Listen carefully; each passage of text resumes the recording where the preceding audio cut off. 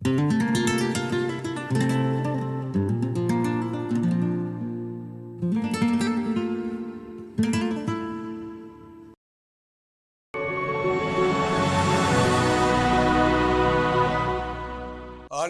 இயேசு கிறிஸ்துவினுடைய நாமத்தினாலே உங்கள் அனைவருக்கும் எங்களுடைய அன்பின் வாழ்த்துக்கள்.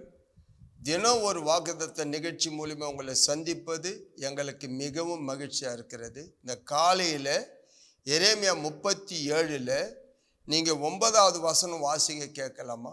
கல்தேயர் நம்மை விட்டு நிச்சயமாய் போய் விடுவார்கள் என்று சொல்லி நீங்கள் மோசம் போகாது இருங்கள். நல்லா கவனிங்க. இன்னைக்கு என்ன தலைப்புன்னு கேட்டிங்கன்னா, அந்த காலையில் நீங்கள் மோசம் போகாதிருங்கள், இதுதான் வாக்கு. இன்னைக்கு காலம் அப்படியாப்பட்ட காலம். ஜனங்களுடைய பேச்சு அப்படியாப்பட்ட பேச்சு. இன்பமாய் பேசுகிறார்கள், ரொம்ப அருமையாக பேசுகிறார்கள். அவங்க பேச்சில் அநேகரை நம்ம விழுந்து போக வேண்டிய சூழ்நிலை. அந்த வசனத்தை மறுபடியும் வாசிக்கலாமா? கல்தேயர் நம்மை விட்டு நிச்சயமாய் போய் விடுவார்கள் என்று சொல்லி நீங்கள் மோசம் போகாதிருங்கள். நீங்கள் மோசம் போகாதிருங்கள். ஏன்னா இன்னைக்கு நிறைய பேர் உங்களை விட்டு போயிடுவாங்க, இதை பண்ணுவாங்க. அது நிறைய பேர் நிறைய விஷயத்துல இது வஞ்சிக்கக்கூடிய காரியம். அதனால இன்னைக்கு காலையில என்ன தலைப்புன்னு கேட்ட, நீங்கள் மோசம் போகாது. அப்படின்னா என்ன அர்த்தம்?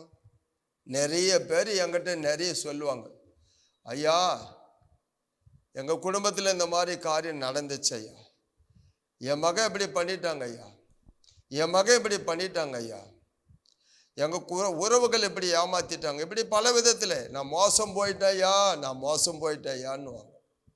என்னான்னு விசாரிக்கும் போது ரொம்ப வேதனையாக இருக்கும். எப்படிம்மா இவ்வளோ ஜெபிக்கிறவங்களை, இவ்வளோ நீங்கள் ஆண்டவர் பிள்ளை, நீங்கள் ஆண்டவரோடு கூட எப்படிம்மா ஏமாந்து? அதுதான் எனக்கு தெரியல, அதுதான் எனக்கு தெரியல, நான் தெரியாமல் ஏமாந்துட்டேயா அப்படின்னு சொல்லிட்டு என்கிட்ட அழுவாங்க. அதுக்கு தான் நான் சொல்ல, நீங்கள் நல்ல பைபிள் படிங்கம்மா, நல்ல ஜெபம் பண்ணுங்கம்மா. எரேமியா புத்தகம் 29:8 வாசிங்களேன். மேலும் உங்கள் நடுவில் இருக்கிற உங்கள் தீர்க்கதரிசிகளும் உங்கள் குறிக்காரரும் உங்களை மோசம் போக்க ஒட்டாதிருங்கள். உங்கள் நடுவில் இருக்கிற தீர்க்கதரிசிகளும் குறிக்காரரும் உங்களை மோசம் போக்க ஒட்டாதிருங்கள். விடாதீங்க, இடம் கொடுக்காதீங்க, பார்த்துங்க, நல்ல பகுத்தறியணும், யார் எப்படியாப்பட்டவங்க தெரியணும். இன்னைக்கு நிறைய பேர் தீர்க்கதரிசிகளை நம்பி மோசம் போகிறோம். யார் அவங்க சொன்ன வார்த்தை ஆண்டவருடைய வார்த்தையா, பைபிள் வசனம் இருக்குதா, பைபிள் வசனத்தை ஒத்து தான் பேசுகிறாங்களா, இல்லை இதில் இல்லாத பேசுகிறாங்களா? அதுக்கு தான் நான் தேவ சமூகத்தில் தேவனுடைய பிள்ளைகளை ஜெபம் பண்ணுங்கன்னு கேட்குறேன். இன்னைக்கு நிறைய காரியத்தில் பார்த்தீங்கன்னா இழந்துட்டு அப்புறம் என்ன பண்ண முடியும்? ஏமாந்துட்டு என்ன பண்ண முடியும்? நான் இன்னைக்கு கொடுத்துட்றேன், அன்னைக்கு கொடுத்துட்றேன், ஏமாத்திட்டு என்கிட்ட சொல்லுவாங்க, நகையை வாங்கிட்டு போனாங்க, பணத்தை வாங்கிட்டு போனாங்க. அது இல்லாமல் நிறைய காரியங்கள், நிறைய விஷயத்தில் ஒன்றும் கேட்டீங்கன்னா நிறைய பேர் ஏமாற்றப்பட்டு தன்னுடைய சொத்தெல்லாம் இழந்தவங்கெல்லாம் என்கிட்ட சொல்லுவாங்க. சொத்தை இழந்து இருக்கிறாங்க, ஒரு குடும்பத்தில் பம்ப் செட்டு நிலத்தை இழந்து இருக்கிறாங்க. இன்னும் சரி, வில்லேஜில் தான் அவ்வளோ தெளிவில்லை. டவுனில் இருக்கிறவங்க பார்த்தீங்கன்னா பெரிய வீட்டையே இழந்து இருக்கிறாங்க ஏமாற்றப்பட்டு. இன்னைக்கு ஒரு இடத்துல எனக்கு ஒரு ஊழியக்காரர் குறித்து, ஏன்னா நம்ம வேதனையாக்குது. இன்னைக்கு தீர்க்கதரிசிகளை நம்ம நிறைய பேர் என்ன பண்ணுறோம், ஐயோ அவங்க வாக்கு தேவ வாக்குன்னு. வாக்கு தேவ வாக்குன்னா கர்த்தருடைய வசனம் இருக்கா பார்க்கணும். நீங்க வாசிங்க, ஆதியாகமம் 19:17 படிங்க. அவர்களை வெளியே கொண்டு போய் விட்ட பின்பு அவர் உன் ஜீவன் தப்ப ஓடிப்போ, பின்னிட்டு பாராதே, இந்த சமபூமியில் எங்கும் நில்லாதே, நீ அழியாத படிக்கு மலைக்கு ஓடிப்போ என்றார். அப்ப என்ன அர்த்தம்? ஆண்டவர் சொன்னா அப்படி கேட்கணும், இந்த வசனத்தின்படி நடக்கணும். அந்த இடம் அழிய போது, அந்த இடம் ஆபத்தான இடம், அந்த பாவம் பெருகி போன இடம், அந்த சோதோம் கோமர பட்டணம், உனக்கு மட்டும் நான் இரக்கம் பாராட்டேன், உனக்கு மட்டும் உன் குடும்பத்துக்கு மட்டும் நான் இரக்கம் பாடுறேன்னு சொல்லிட்டு ஆண்டவர் துரிதமாக வெளியே கொண்டு போகிறாரு. வேகமாக துரிதமாக போன்னு சொல்கிறாரு, பின்னிட்டு பார்க்காதன்னு சொல்கிறாரு. அப்படின்னா அர்த்தம், மறுபடியும் திரும்பி அவங்க மனைவி லோத்து மனைவி பார்த்ததுனால உப்பு தூணாய் போனாங்க. இன்னைக்கு நீங்களும் நானும் கர்த்தருடைய வார்த்தை கொஞ்சம் யோசித்து பார்க்கணும். எதை செய்யணும் எதை செய்யக்கூடாதுன்னு சொன்னா செய்யாது. அதனால எத்தனை கோடி என்ன வரட்டும் உனக்கு. இதனால இந்த வசனம் இப்படி சொல்லுது, நான் இதை செய்ய மாட்டேன். அது யார் சொன்னாலும், அது நானே சொன்னாலும் இல்லை வேற யார் சொன்னாலும் கேட்கக்கூடாது. பைபிள் அப்படிதான் சொல்லு. தேவதூதன் சொன்னா கூட கேட்கக்கூடாது இந்த வசனத்துக்கு விரோதமாய். அதனால அவங்க பின்னிட்டு திரும்பி பார்த்தனால என்ன ஆச்சு அவங்க லைஃப். லூக்கா 21:8 வாசிங்க. அதற்கு அவர் நீங்கள் வஞ்சிக்கப்படாதபடிக்கு எச்சரிக்கையாய் இருங்கள். நம்ம வஞ்சிக்கப்படாதபடி எச்சரிக்கையா இருங்க. அதுக்கு தான் சொன்ன, மோசம் போகாதீங்கம்மா, ஏமாந்துடாதீங்க ஐயா, ஜாக்கிரதையா இருங்க. இது காலம் பொல்லாத காலம்.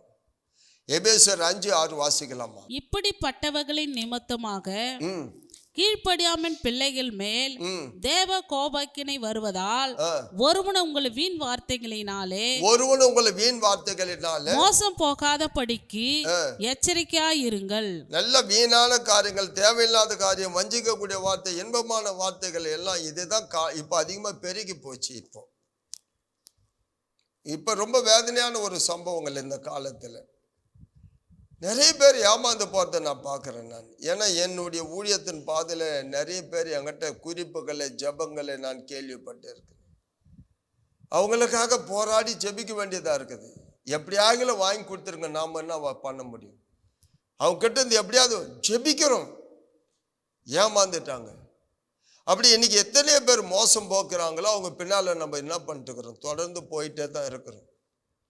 வெளிப்படுத்தல் விசேஷத்துல 19வது அதிகாரம் 20வது வசனம் வாசிங்க. அப்பொழுது மிருகம் பிடிக்கப்பட்டது, மிருகத்தின் முன்பாக செய்த அற்புதங்களால் அதன் முத்திரை தரித்தவர்களையும் அதன் சொரூபத்தை வணங்கினவர்களையும் மோசம் போக்கின கள்ளன் தீர்க்கதரிசியும் கூட பிடிக்கப்பட்டான். இருவரும் கந்தகம் எரிகிற அக்கினி கடலிலே உயிரோடு தள்ளப்பட்டார்கள். உயிரோடு தள்ளப்பட்டார்கள். அவங்க முடிவு அதுதான். ஆகையினால்தான் தேவனுடைய பிள்ளைகளை, உங்களுக்கு இந்த காரியம் நடக்காது, எப்படி நடக்காது, இதெல்லாம் பொய். நமக்கு ஆண்டவர் எந்த காரியத்தை செய்ய தேவ சித்தமா இருக்கிறதோ அந்த காரியத்தை அவர் செய்வார், யாரும் தடுக்க முடியாது. ஒருவேளை உன்னை சோதிப்பார், இல்லை உன்னை உபத்திரவப்படுத்துவார், புடமிடுவார். அதுக்குள்ள நம்ம அநேக காரியங்களை உக்காந்துட்டு யோசிக்கிறோம். ஆனால் வேதம் என்ன சொல்லுது, உன்னுடைய பின் நாட்களில் நன்மைக்காக உன்னை சோதிப்பார்.